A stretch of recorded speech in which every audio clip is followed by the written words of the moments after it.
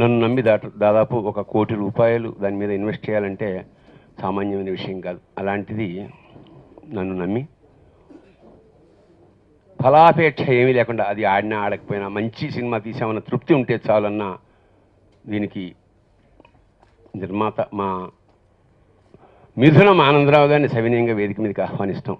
ఎందుకంటే ఇవాళ నిర్మాత లేకపోతే దర్శకుడు లేడు, టెక్నీషియన్స్ లేరు.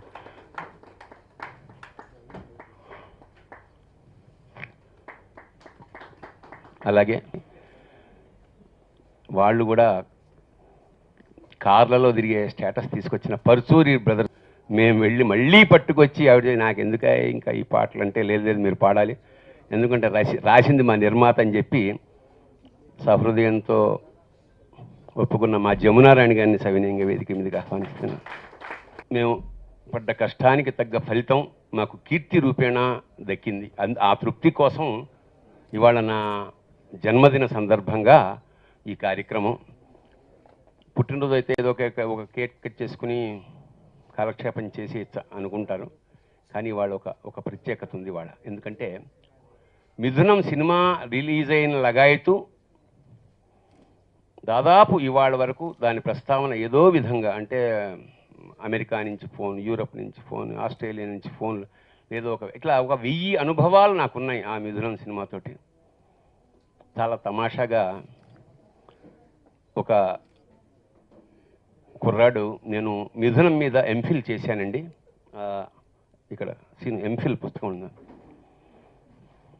ఎంఫిల్ ఎందుకయ్యా సినిమా మీద అంటే శ్రీరమణ మిథునం తనికళ్ళ భరణి చిత్రం, శ్రీరమణ మిథునం కథ, తనికళ్ళ భరణి మిథునం సినిమా అని తులనాత్మక పరిశీలన. ఇది సినిమాకి గౌరవాన్ని పెంచడం నిజంగా. ఎందుకంటే పిహెచ్డి లాగా ఎంఫిల్ చేయడం ఒక సినిమా మీద అంటే దానికి ఎంఫిల్ చేయాలంటే దానికి సాహిత్యం బేస్ అయి ఉండాలి. అంటే కథగా శ్రీరమణ మిథునం కథ ప్రపంచవ్యాప్తమైన కీర్తి చెంది అది సాహిత్యంగా పరిణమించింది. 9 ఖాళీ పుస్తకాలు, ఒక పూర్తి పుస్తకం ఉంది. అది ఆ పూర్తిగా ప్రింట్ అయిన పుస్తకం ఉంటే వచ్చే వరకు అలా తీస్తూనే ఉంటాం. నువ్వు వెళ్ళి కూర్చోనైనా మధ్య నుంచి అది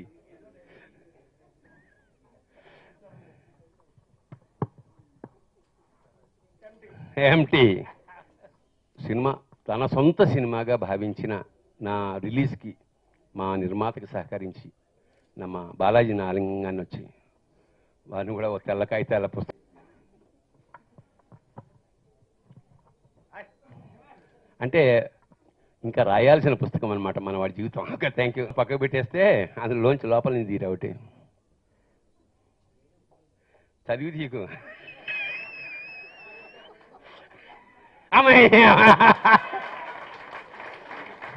థ్యాంక్ యూ. ఇప్పుడు ఇండస్ట్రీకి వచ్చినప్పటి నుంచి శివాజీ నాకున్న అనుబంధం ఏంటంటే అన్నదమ్ముల అనుబంధం లాంటిదే. మేము ఇండస్ట్రీలో ఫస్ట్ టైం ఇద్దరం కలిసి విదేశీ యానం మొదలెట్టిన వాళ్ళం అన్నమాట. అంటే ఇక సింగపూర్, మలేషియా రకరకాల మా అనుభవాలు ఇంకా చెప్పాలని అలా ఎక్కడైనా ఖాళీ ఉంటే ఇద్దరం కలిసి విదేశాలు తిరిగేస్తుండేవాడిని. ఇప్పుడు ఎవరి విదేశాలు వాళ్ళు తిరుగుతున్నాం. అది ఇవాళ మా సెక్రటరీగా అత్యంత అద్భుతంగా నిర్వహిస్తూ అకారణంగా నన్ను కూడా అందులోకి లాగి నా చేత కూడా కొన్ని మంచి పనులు చేస్తున్నాడు. 30 years బ్యాక్ ఆయన రాల్పల్ గారి ఇంట్లో ఉండేవారు. నేను బ్యాచిలర్గా మద్రాసులో విశ్వనాథ్ గారి ఇంటి పక్కన చిన్న అపార్ట్మెంట్లో ఉండేవాడిని. డబ్బులు లేవు, 2 రోజులు భోజనం చేయలే. ఒకరోజు ఆయనకి ఎవరు అడ్వాన్స్ ఇస్తే ఎందుకు నన్ను చూడాలనిపించి నా రూమ్కి వచ్చేవాడికి డొక్కలు బక్క చిక్కిపోయి టీ కూడా తాగి 2 days అయింది. నన్ను అబ్జర్వ్ చేసి టిఫిన్కి వెళ్దామంటే నాకు మొహమాట వద్దు, నన్ను ఇప్పుడే చేశానన్నాను. లేదురా టిఫిన్కి వెళ్దామని సెంటర్లో తీసుకెళ్ళి టిఫిన్ చేయించి, నా జేబు చాలా బరువుగా ఉందిరా శివ, ఇది కొంచెం నీ దగ్గర దాయి, నేను తర్వాత అడిగినప్పుడు ఇద్దరికి వెళ్ళని ఇచ్చాడు. అంత మహానుభావుడు నా భరణి. ఆ స్నేహం ఈ 32 ఏళ్ళ నుంచి అలాగే ఉంది. థ్యాంక్ యూ అన్నయ్య. Love you, love you, love you. Thank you. రకరకాల విశిష్ట సేవలు అందించిన వాళ్ళకి సన్మానం చేయడం ఆయనకి అలవాటు. ఇవాళ మనకి సినిమాకి అదృష్టం ఏంటంటే అతను తీసిన సినిమా మీద ఒక పుస్తకం ఆవిష్కరిస్తూ దానికే ఇదే సన్మానం, ఎందుకంటే సినిమాకే సన్మానం చేస్తున్నాడు. ఇవాళ అతను పుట్టినరోజున అందుకు నాకు చాలా సంతోషంగా ఉంది. నిజమైన సన్మానం భరణి, ఈ పుట్టినరోజు నువ్వు గుర్తుపెట్టుకో. అంటే మిథునం తీసినందుకు జనం గుర్తుపెట్టుకున్నారు నిన్ను. ఈ పుట్టినరోజు నిజంగా నువ్వు గుర్తుపెట్టుకో. ఇంతమంది ఆశీస్సులు నీకున్నాయి. ఇవాళ తెలుగు సినిమా ఇండస్ట్రీలో తను ఇందాక ఒక చొరక వేసాడు ఏంటంటే రైటర్స్కి పావలా బేడ ఇచ్చే రోజుల్లో మేము ఇదని. ఓకే, మేము పేరు తెచ్చాం, కానీ ఇవాళ రోజున ఏమైందంటే నిజంగానే రచయిత పరిస్థితి చాలా దీనంగా ఉంది. అంటే టైటిల్స్ ఎండ్ కార్డు ఒకటి వస్తుంటుంది, రచనా సహకారం వెళ్తుంటాయి పేర్లు. అంటే ఆ రచయిత బతుకట్టు అయిపోయింది. ఆఖరికి అది ఎవడో చూడడం తెలిసి వాళ్ళకి ఆ కార్డు ఎవడో. అలాంటి పరిస్థితుల్లో ఉన్నందుకు ఏ రచయిత అయినా ఇవాళ ఏం చేస్తున్నారంటే దర్శకుడు అవ్వాలని. ఇందాక తను చమత్కారంగా అన్నాడు, నాకు తప్పక నేను దర్శకుడు అయ్యానని. కానీ భరణి, నువ్వు ఎలాగూ ఇంత పేరు ప్రకాశం చూసిన వెంటనే మనసు ఏదో ఒక నా మనసు నాలో లేదు. ఒక ట్రాన్స్ అంటాం చూసారా, ఒక తపస్సు చేస్తే మామూలుగా అంటూ ఉంటారు, ఆ తపస్సు చేసిన ట్రాన్స్ నాకు తెలియదు. కానీ నేను సివిల్ సర్వీసెస్ కోచింగ్లో ఉన్నాను కాబట్టి పిల్లలకి పాఠం చెప్పేటప్పుడు వాళ్ళకి ఏదైనా ఒక మంచి పాయింట్ చెప్పినప్పుడు మనసు చాలా తృప్తిగా అనిపిస్తూ ఉంటుంది. దానికి మించిన తృప్తి ఒకటి కలిగింది. అసలు థియేటర్లో వస్తూ ఉంటే అలా కళలో నడుస్తున్నట్టుగానే ఇంటికి వచ్చేసాను. ఏమీ తోచలేదు అసలు, ఒకలాంటి తపన. వెంటనే ఏం చేయాలనుకుని పుస్తకం మీద రాసేసాను. దాన్ని రాసిన తర్వాత భరణి గారు పరిచయం అయినప్పుడు వారితో చెప్పాను. చెప్పి ఒకటి రెండు సంఘటనలు చెప్పినప్పుడు రాయండమ్మ పుస్తకం అని అన్నారు. నిజంగా ఒక పుస్తకంగా రాద్దాము అని తలపెట్టినప్పుడు ఏం రాయాలో నిజంగా నాకు తెలియలేదు. ఎందువలన అంటే ఇక్కడ విద్వాంసులు ఉన్నారు, చదువుకున్న వాళ్ళు ఉన్నారు, రసజ్ఞులు ఉన్నారు, మామూలుగా సినిమాని సినిమాగా చూసిన వాళ్ళు కూడా ఉన్నారు.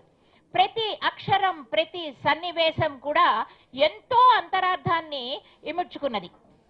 మామూలుగా బాబా లిటరేచర్లోనండి కొంతమంది కవులకి, లబ్ధ ప్రతిష్ఠులైన కవులకి, రచయితలకి అర్థంని బట్టి అర్థం వెంట శబ్దం పరుగు పెడుతుందిట. అంటే ఒక శబ్దం రాసేస్తే ఆ శబ్దంలో ఎన్ని అర్థాలు కావాలో అన్ని అర్థాలు మనకి కనిపిస్తాయి. మామూలుగా నేను పుస్తకంలో కూడా రాశాను. మొదటి సన్నివేశంలో నెయ్యి అంటుంది, పొయ్యి అంటాడు.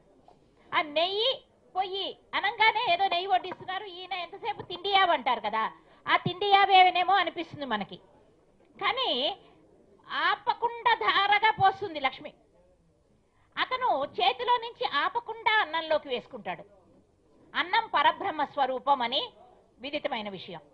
అంటే లక్ష్మికి అప్పాదాస్కి కానీ, అప్పాదాస్కి పరబ్రహ్మ స్వరూపాన్ని కానీ, మొత్తం మీద ఆ జంట ఇద్దరికీ కూడా పరబ్రహ్మ స్వరూపంతో ఉన్న అవిచ్ఛిన్నమైన ఆద్యధార.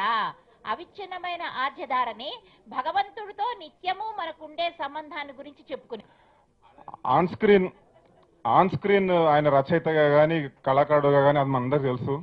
ఆఫ్ స్క్రీన్ విషయం ఒకటి చిన్నది చెప్తాను. నా గురువు స్వామి వివేకానంద ఎప్పుడు వివేకానంద అంటుండేవాడు, ప్రతి మనిషిలో ఒక దేవుడు ఉంటాడని. వేరే మనుషుల గురించి నాకు తెలియదు, కానీ మా భరణి గారిలో మాత్రం నిజంగా దేవుడు ఉన్నాడు. అది దేవుడు, అది నేను నిజంగా నమ్ముతాను. అది బాబాయ్ కూడా తెలుసు. సో అదొక్కటి చెప్తున్నాను, అదొక్కటి చెప్పి ముగిస్తున్నాను. Thank you very much. అందరికీ నమస్కారం. చిన్నప్పటి నుంచి యాక్చువల్గా నేను సినిమా పిచ్చివాడిని. ఇంతకుముందు చాలా సందర్భాల్లో చెప్పాను, చిన్నప్పుడు చాలా పేదవాడిగా ఉన్నప్పుడు కూడా త్రిమూర్తుల వ్రత కథ చదివితే 3 పైసలు 5 పైసలు దక్షిణ వచ్చేది. అట్లాంటి ఒక 15 కథలు సాయంకాలం 4 నుంచి 7 లోపే చదివేసి వచ్చి 45 పైసలు రాగానే మరి కథ మీద దృష్టి ఉండేది కాదు. ఎందుకంటే సినిమా టికెట్ 45 పైసలు. అంతటి సినిమా పిచ్చివాడిని అనమాట. ఆ క్రమంలో ఏదో భగవంతుడు నాకు ఒక ఆర్థిక పరిపుష్టత ఇచ్చిన తర్వాత 70వ పేజీలో నా గురించి మేడం గారు రాశారు. అది అక్షర సత్యం. అది అమ్మాయి పెళ్లి చేయడం, మా పెద్దమ్మాయి పెళ్లి చేశాను అదే సంవత్సరం, అదే టైంలో మంత్స్ తేడాలో, అదే టైంలో భరణి గారు శ్రీరమణ గారి కథ చెప్పడం. ఇది కూడా మా అమ్మాయి పెళ్లిలాగే చేస్తాను అని ఆయనకి మాట ఇవ్వడం, అదేవిధంగా చేయడం. ఇప్పుడు మా అమ్మాయి కూడా ఎంతో ఆనందంగా ఉంది. ఈవెన్ మిథునం కూడా నాకు అంతే కీర్తి ప్రతిష్టలు తీసుకొచ్చింది. కాబట్టి 2 పెళ్లిళ్ళు ఒకేసారి చేశానన్న సంతృప్తి నాకు దక్కింది యాక్చువల్గా.